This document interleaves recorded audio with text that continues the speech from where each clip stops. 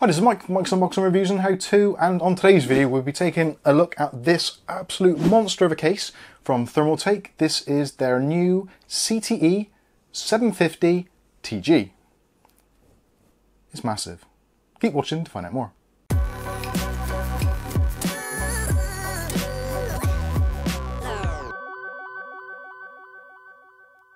Now this video is going well already. I think I've actually got the name wrong already. So this is the Thermaltake CTE C750 TG. Now there's a couple of different versions of this available. If you don't particularly like the tempered glass front panel here, there is actually an airflow version as well. So I will be putting links for all of this in the video description so you can check it out for yourselves. And check it out, you may want to, because this actually is surprisingly inexpensive for what it is. Now we'll get straight to the price. The launch price of this at the moment here in the United Kingdom, with the 3 included fans, which are the CT140 ARGB. Now, if you get this in black or white, obviously you'll get the fans respective for it. There's also versions going to be available as well with just the plain fans or without fans. So again, do check out those listings. But at the moment, as it stands, the one we've got here with the 3 included 140mm fans is £170, including VAT, which I feel is absolutely stunning value for money, considering that a twin pack of these fans is about £32 here in the UK. So if you wanted 3, then you're going to have to buy 2 packs. So that's like 60 odd quid. So kind of best part of £100 for a case of this size. And I should mention the size, although you've probably worked out already, I've actually had to add an additional table onto our usual filming surfaces just so I can get myself and the case in the same shot.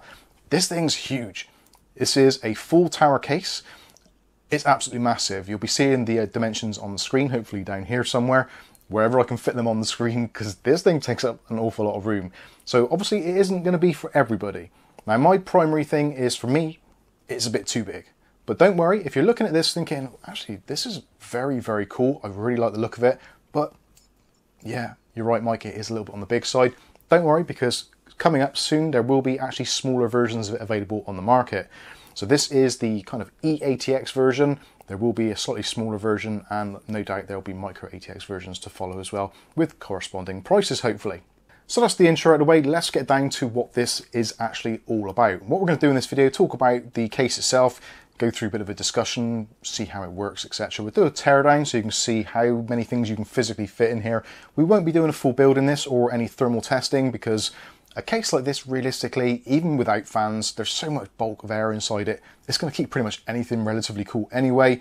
And depending what you're going to put in here, whether you're going to go full on with a complete custom loop, which you probably would want to, just to fill up some of that space, being the fact that we've got an option for a 420mm radiator in the front, a 420mm radiator in the back, a 240mm radiator in the top, and a 360mm radiator in the bottom.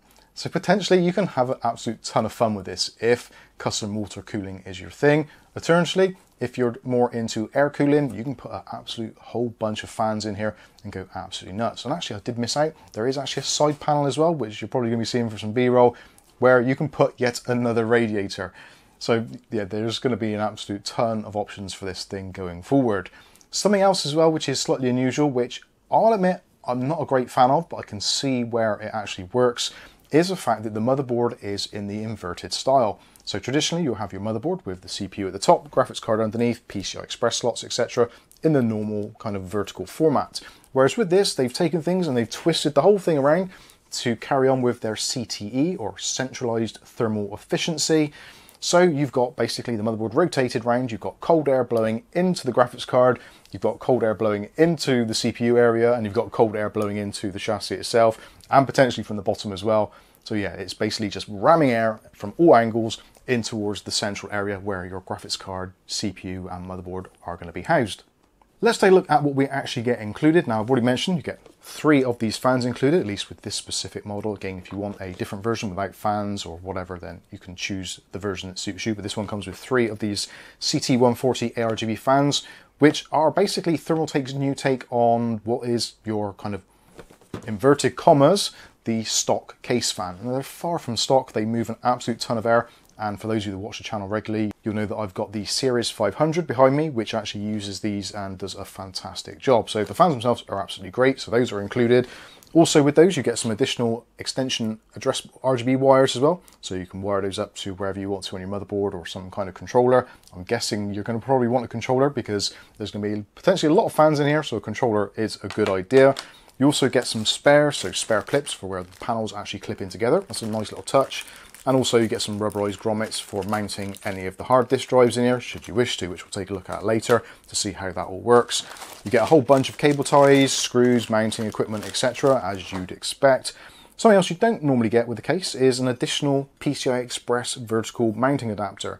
So this actually screws into the PCI Express backplate and is basically a resting place or an attachment, so you can get your ribbon cable from your PCI Express extension, attach it to this, so if you do want to vertically mount your GPU in here, then you certainly can do. So it's going to be not only vertical, it's going to be rotated as well. Yeah, potentially it could look very, very trick indeed. Obviously as well, you get the instruction manual, which probably will be useful, especially if you've not built in a kind of 90-degree rotation case before, or if you just want to check out and see where you're going to put things. But don't worry, we'll find out all that now as we do a complete teardown. So let's start off with the front panel. Again, this is the TG version, so you do get this kind of minimalist tempered glass front panel. All of the tempered glass on here is 4mm thick and extremely heavy duty, so no worries about there against any kind of accidental knocks, damage, that sort of thing. It all comes apart very easily. It's effectively mostly toolless, and it's all on those kind of pop pins, so all you want to do is to grab the front panel and you can pop those out. We've seen this kind of design before, but it works very well, and see, it's a nice thick piece of glass. With that removed, you can see the filter here. So we have got a very nice fine mesh filter with this kind of Darth Vader's bathroom kind of look to it. Absolutely huge as well, which it's going to be because you potentially could have 420mm radiators in here or 3 140mm fans, which is a lot of fans. So to remove it, little clip on the top there, just pull that down and you can pull the whole thing out, as you can see. It's a pretty nice little filter, easy to clean, vacuum, etc. And the fine mesh works really well for airflow and also for collecting debris. So with that out of the way, we can see the internal access panel. Now this again is your main frame. If you want to, you can actually remove this. Potentially because there's so many fans in here and because the way the CTE flow works, you might not want anything in front at all. You might want to put something else there entirely, like some sort of distro block. The choice essentially is going to be down to you and what you can afford and what you want to put in here. But you can actually remove this whole section if you want to, relatively easily as well. So this plastic frame around the front is completely removable, giving you even more access. So let's pop that off now.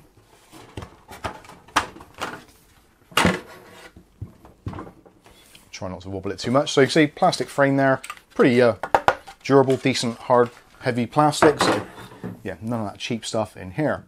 So now we can get a better look at what is going on here. So again, tons of room here. Potentially, if they do a 200mm version of the CT fans, which they might well do at some point, you could possibly get 2 200mm fans in there, I'm thinking, which would be an absolutely a very, very cool look if you're into that sort of thing.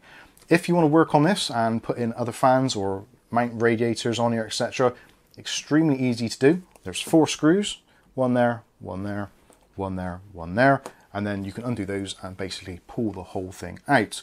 So you can mount your radiators and whatever you want to and gain access to the interior should you need it.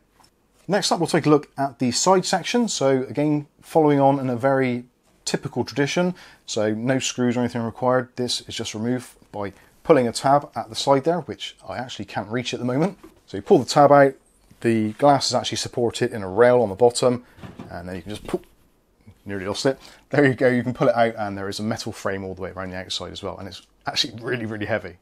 So with that out of the way, we can see inside and see there is an absolute ton of room in here. It is actually kind of insane how much room is in here. So motherboard wise, support for up to eatx size, which I know isn't really a kind of bona fide standard, but if you've got an extended ATX board on the market, it's essentially going to fit. So you've got all the way up to here for motherboards. So effectively your motherboard is going to be rotated. So your IO is going to be coming up through here. This is your back plate. So for accessing coolers, mounting brackets, that sort of stuff. You've got your PCI Express mounting slots at the top here. And this is your exhaust at the top. So currently it is populated with a single 140mm CT fan, ARGB. So this is the kind of default configuration. So you've got one fan blowing out, you've got one fan blowing in, and from the rear you've also got one blowing in as well, which is a slightly unusual setup because traditionally we're so used to having our I/O and everything out the back, but in this instance it's all coming out through the top. Looking towards the bottom, so we've got, again, loads of area here for mounting fans and or radiators, however you choose to do it. And also we've got this mounting bracket, which I've actually loosened off a little bit. So this is actually for mounting pumps, especially Thermaltake's own. So you can mount your pump reservoir on this section here and potentially put things underneath it as well, so you can still gain access. So you don't have to have that if you want to, and actually it's like really, really solid metal, surprisingly so. That gives you a complete access to this bottom section, which is actually filtered as well, as you'd expect from a case like this with this quality. So push that down and you can remove this. So again, more of that nice fine mesh for filtration, nice and easy to clean, vacuum, etc. Wash it under the tap if you want to, leave it out to dry, stick it back in and you're good to go. Like I said previously, on here you can fit 140mm fans. You can put, I think it's 3 140mm fans in the bottom.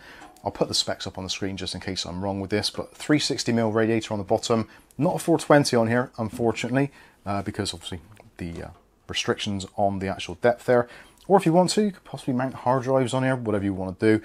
Due to the fact that your motherboard is rotated, the airflow from the bottom probably not as necessary as it would be in a traditional updraft situation, because you've still got air coming in from the back and the front and potentially from the sides as well.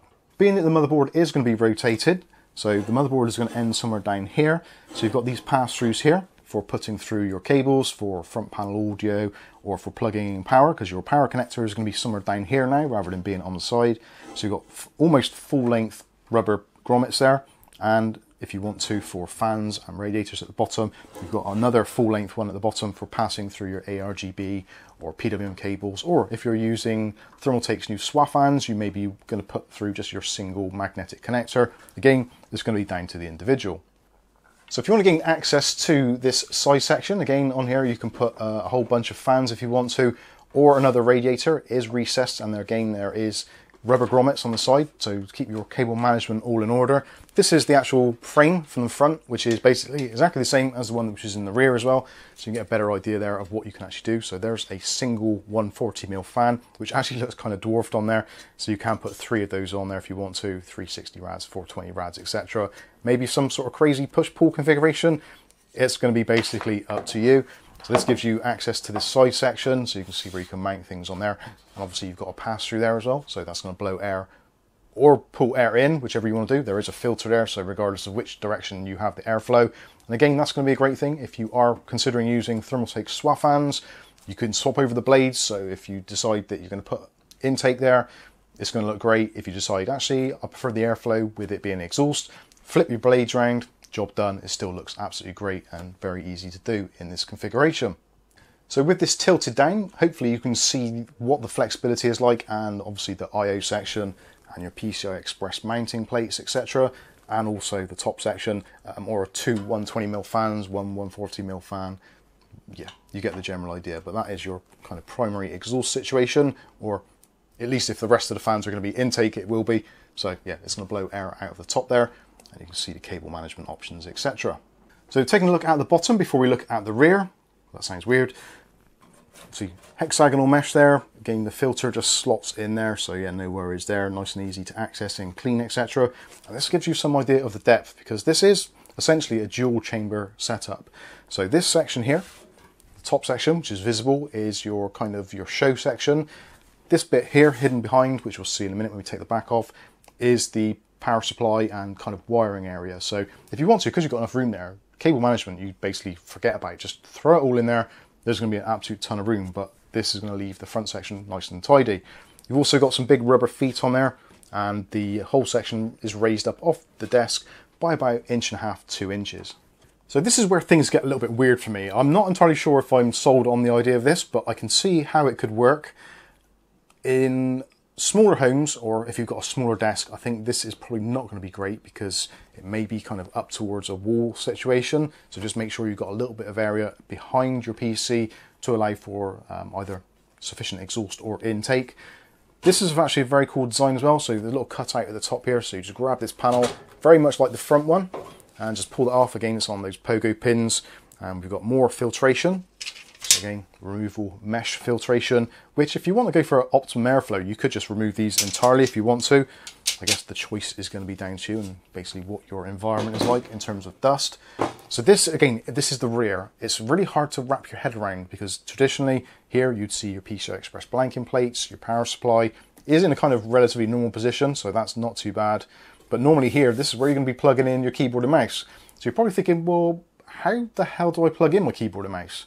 Well, actually, they have thought of that, and there is a wiring channel which runs from the top of the case through the back, obviously keeping it out of the way of all the internal components, and they've put in this rubber grommet here, so your cables are all going to route through there. So something I would potentially suggest if you are considering this, do factor in the cost of extension cables, because majority of monitor cables generally aren't quite long enough, so you might want to invest in maybe a 3-meter monitor cable, an extension USB cable for your mice, etc., and even potentially an Ethernet cable, which is a little bit longer because it's going to take up a little bit more room.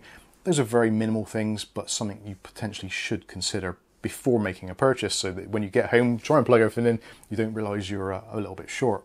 Removing the rear section, again, exactly the same as the front one, so undo the 4 screws, which I've just undone, so 2 at the bottom, 2 at the top, and this bracket can then be released.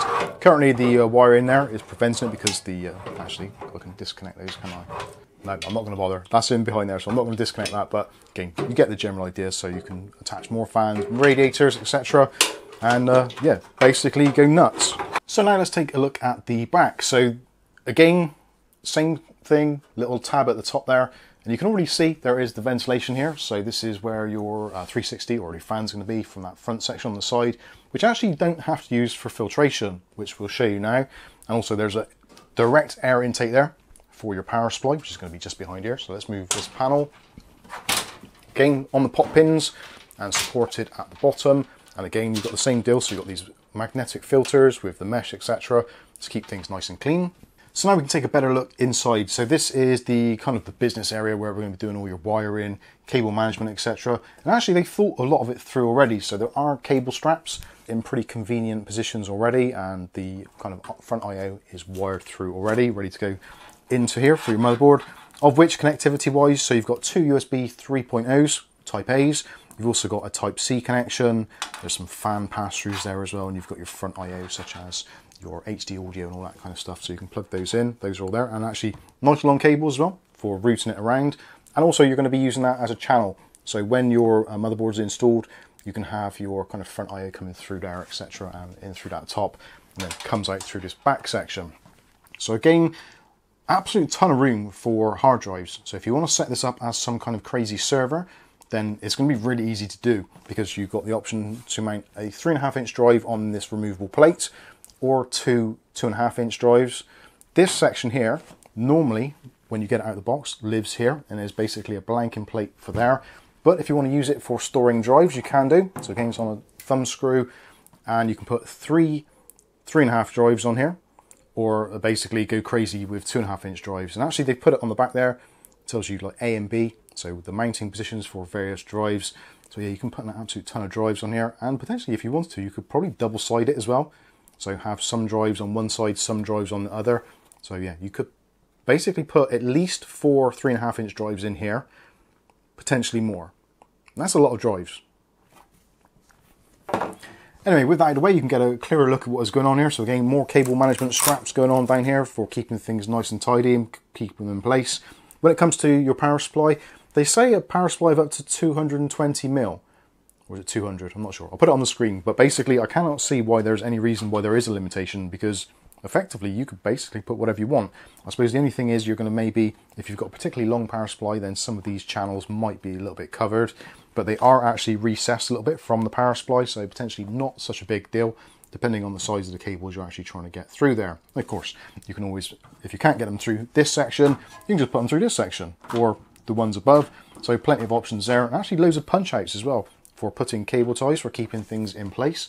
So potentially you can make actually a very tidy build back here, even though there's an absolute gargantuan amount of fans and cables and all that stuff potentially going to be in here. Also again, going back to this section here, so if you do want to actually put this back in and not have this section open, so for airflow wise, you're not going to do that. Basically just slot it in, which is actually going to be hard to do from this angle, but I will give it a go.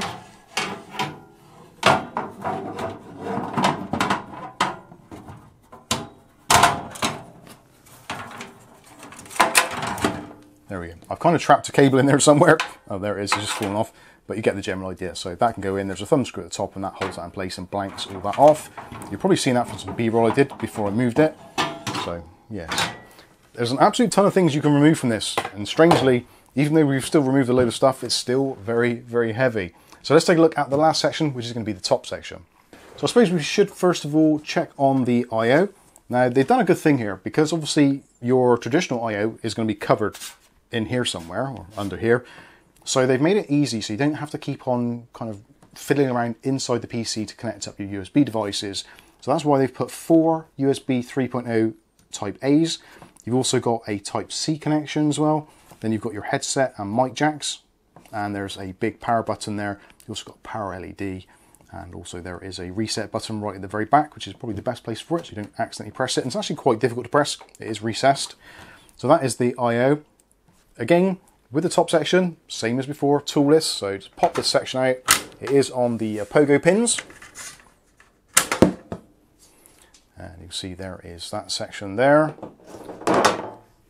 And then also you get your dust mesh filter once again. And actually, I think this plastic section comes off as well. I'm pretty sure it does. Yep, that comes off as well. So giving you even more access. So if you're putting your 240mm radiator in there, whatever you're doing, you've got a lot of access to it. So yeah, it's not like this is going to be cramping you. I think they have pretty much thought this through in a very good way. And for modders, I think having these bits actually come right off, say for instance, you're not really digging the whole black thing or the white thing and you want to do some creative stuff on here, paint it up, mod it, then taking this off, give it a scuff up, put some plastic paints on there, give you a completely different look, which a lot of modders will try and do. So again, we've got our fan up there, the CTE 140, and now you can see that is where your I/O is going to be. There's a little cutout along there. So you take your wire, plug your wires in there, pass them through this pass-through, down through here, round through there, and out through the back, or along through there, down through that section. Basically, kind of however you want to do it, you can do it to however you see fit. Something else as well, this is part of Thermaltake's patented design. So this section here can be rotated 90 degrees. So if you do want to go for that kind of vertical inverted graphics card setup, you can do. So you've got 4 screws, 2 there, 2 there, undo those, take that bracket out, twist it around 90 degrees, boom, you've got your vertical GPU mount. Although you will obviously have to supply your own PCIe Express ×4 cable in order to do that, but all the hardware you need for physically mounting it is included. And before I put this thing all back together to do our outro, I have noticed something already which I've missed, which no doubt there's going to be other things I've missed because there's a lot to go over in this case, but I did notice actually the bottom section, I'm not sure if I mentioned it, I don't think I did, because I only just realised it myself, is the fact that it is actually removable as well. So this bottom section, if you are planning to put radiators and fans in, again, like pretty much everything else on here, it is detachable. And looking at the mountings on there, I'm pretty sure those are mountings for hard drives in these positions here. So if you wanted to have another 3.5 inch drives on the bottom there, then you could do. So giving you a total of, I think that's 7 3.5 inch drives currently. So yeah, potentially it could be a server quite easily if you really wanted it to, although it's probably a little bit too nice for a server. But your server needs may be different from mine, but certainly potentially it can be done. So that is removable for access, etc. So yeah, I think that's pretty much going to wrap things up for all I can do for now. Hopefully I've covered everything that you needed to know. If there's anything I've missed, please feel free to let me know in the comment section, or maybe join our Discord, and if you've got any questions you can certainly ask them.